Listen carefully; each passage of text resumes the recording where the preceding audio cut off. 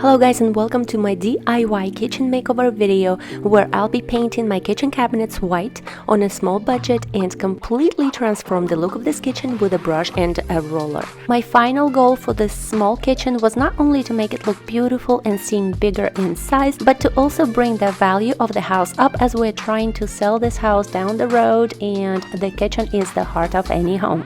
It took me months to start this project since I didn't know if it was going to turn out well. It was my first time painting kitchen cabinets, especially with two small babies running around. But since the people that have seen the kitchen after I finished painting it have actually thought that we paid professionals to do it, I could not be happier with the result, and I'd love to show you the steps that I followed, and we'll start right now. So I'm gonna make my coffee and take my painter's tape and number all of the cabinets and the drawers from left to right, just like you would read a book.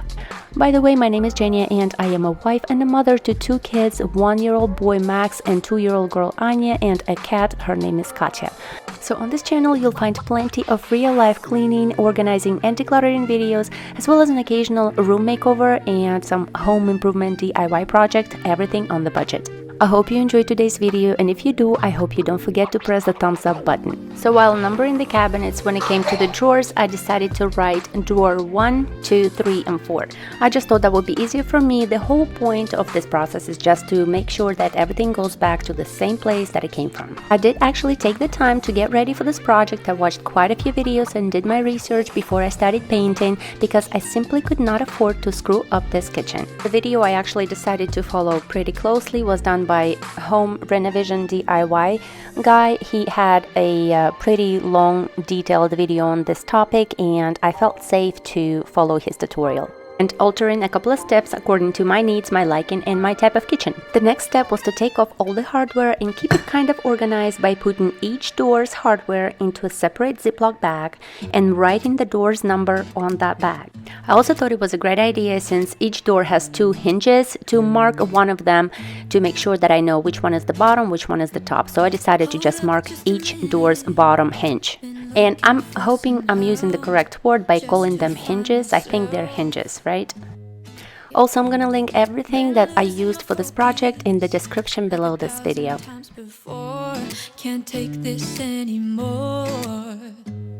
As I'm taking off the doors, I'm also making sure that I'm taking everything off the doors. Things like bumpers, hooks, anything that could be on it. With the exception of those white little round plastic things. I don't know what they are, but I know for sure that they're supposed to stay on the door, so I'm not touching those.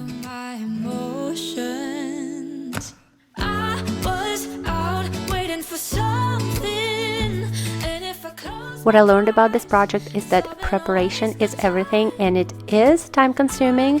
It might take up to, if not more than 50% of the actual project. And another thing is that it's not so difficult of a process as it is time consuming.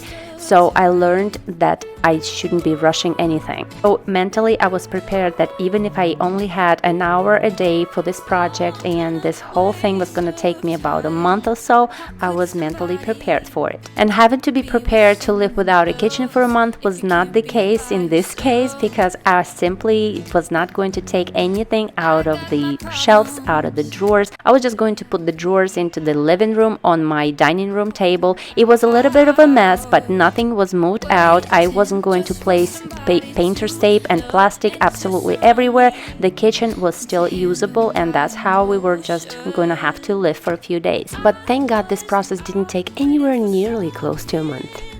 And if I close my eyes, it's all been a waste of time. The next step is probably the most annoying, which was to clean all of the cabinets and basically everything that you gotta paint. So I was going to use TSP for that, and as a backup, Brio pads, just in case I had some grease, some visible grease that I couldn't really clean with anything else.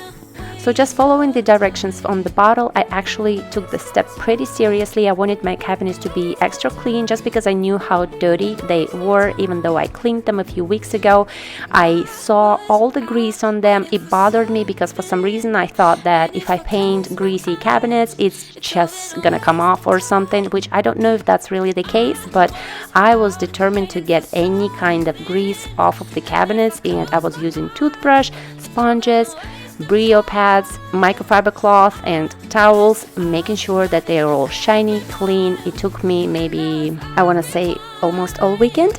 It's all been a waste of time.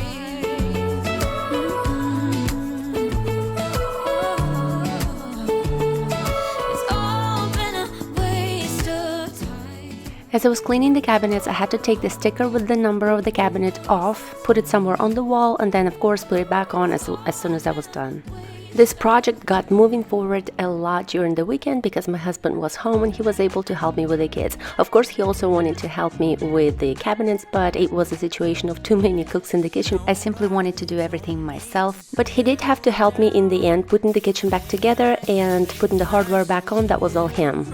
By the way, I had to change the water quite a few times. It just kept getting dirty. I could not believe how dirty the cabinets were, even though I cleaned them before. Another tip I learned for myself for the future is to keep the dishes going and the kitchen clean, because it's impossible to paint with mess on top of the mess. It's just gotta get like crazy. I know it sounds simple, but it's extremely important. And now that I'm done with the most boring and time-consuming part, it's time for the fun part. So I'm gonna go to the store, pick out paint and everything I need for this project. Now it's time to talk numbers a little bit. I'm showing you everything I got for painting right here.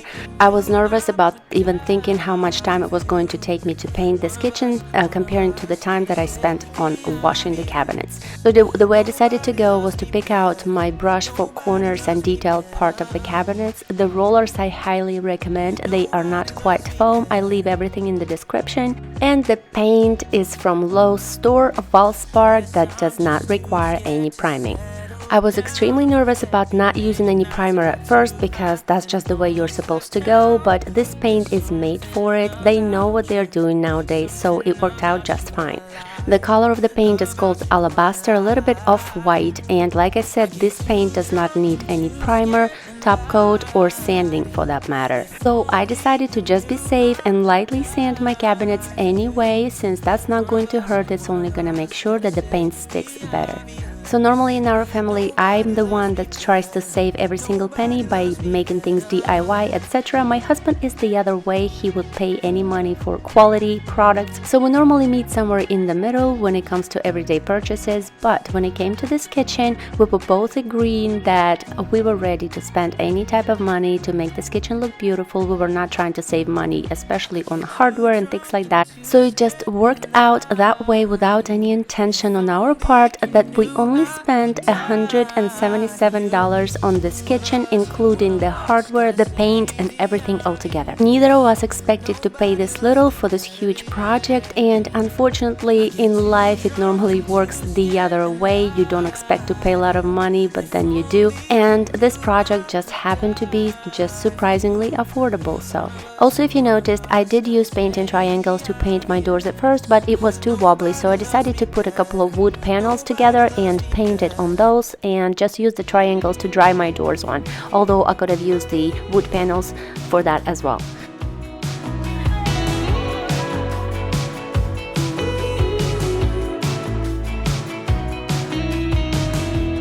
Wake me up, I'm getting tired of sleep. Think I've had enough.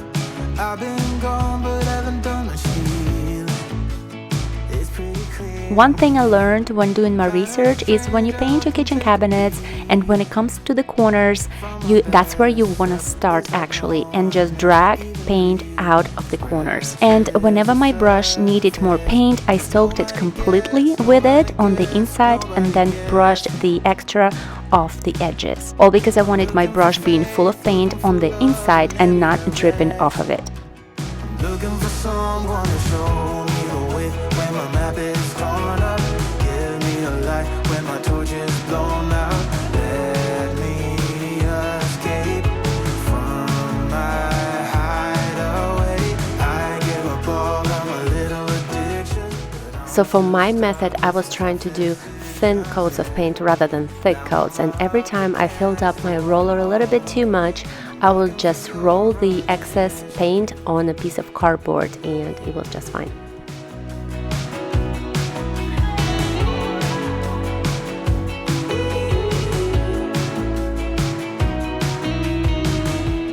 Wide awake and I'm just scared away. When it comes to painting, I like painting furniture. I started just a few months ago and did a couple of projects and actually sold them on Facebook Market. And I wish I could do more if I had more time. I'll put that on my to-do list for when the kids grow up a little. But one thing I learned for sure when it comes to painting is that the first coat is not an indication of how your project is going to look in the end.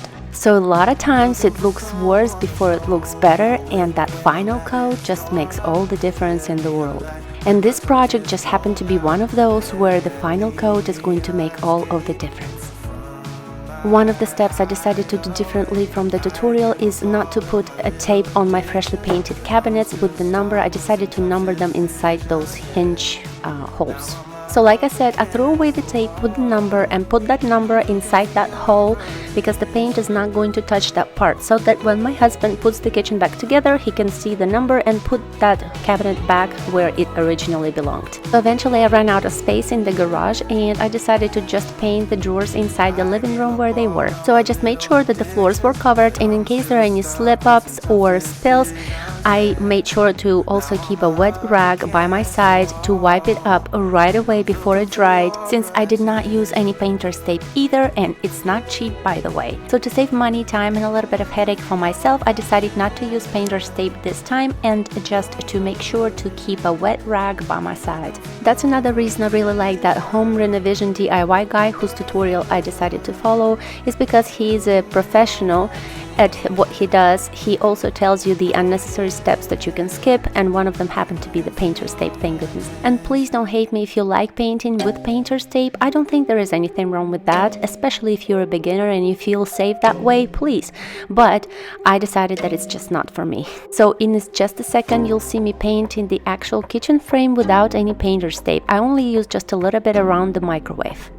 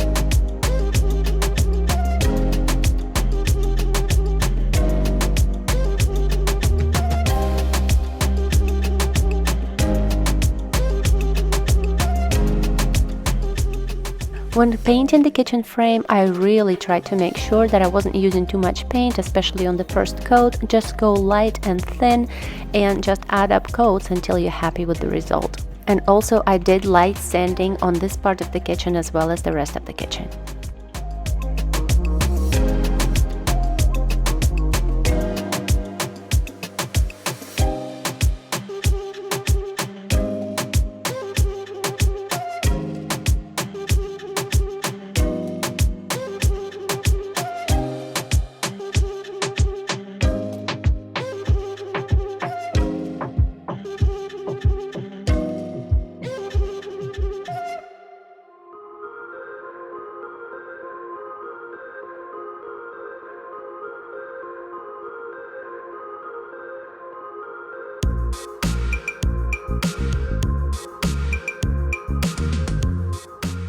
So originally I was expecting to do 2 coats on this kitchen, but I ended up doing 3 until I was absolutely happy with the result. And before I show you this kitchen after the 3rd coat and all the final pictures, let me show you the prices for the hardware and which one we decided to go with.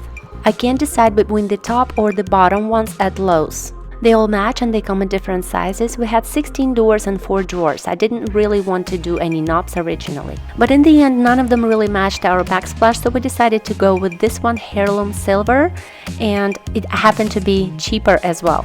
And I got 4 beautiful knobs.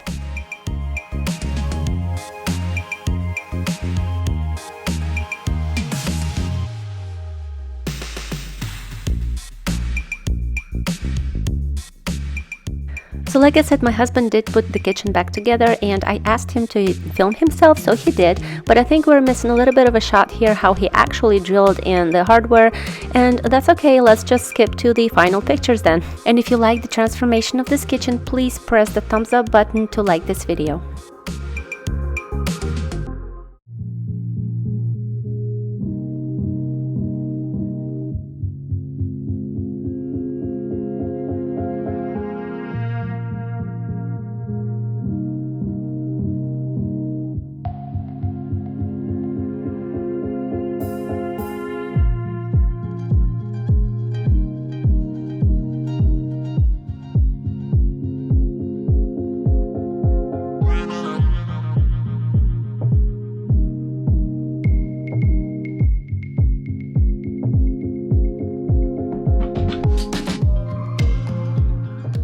So I have decided to recommend a couple of videos for you here in a second of me reorganizing and decluttering this entire kitchen a couple of months ago, as well as reorganizing my entire pantry. So I'll put those videos on the screen for you to click right at the end of this video. You will probably be shocked to see those befores and the afters in those videos, and also check out those awesome, very budget-friendly tips, tricks, and ideas to help you reorganize your kitchen and or pantry.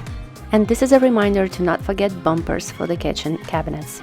Thank you guys so much for your time. I hope you enjoyed today's video, and if you did, I hope you give it a thumbs up and consider subscribing to my channel. I'll see you next time. Bye bye.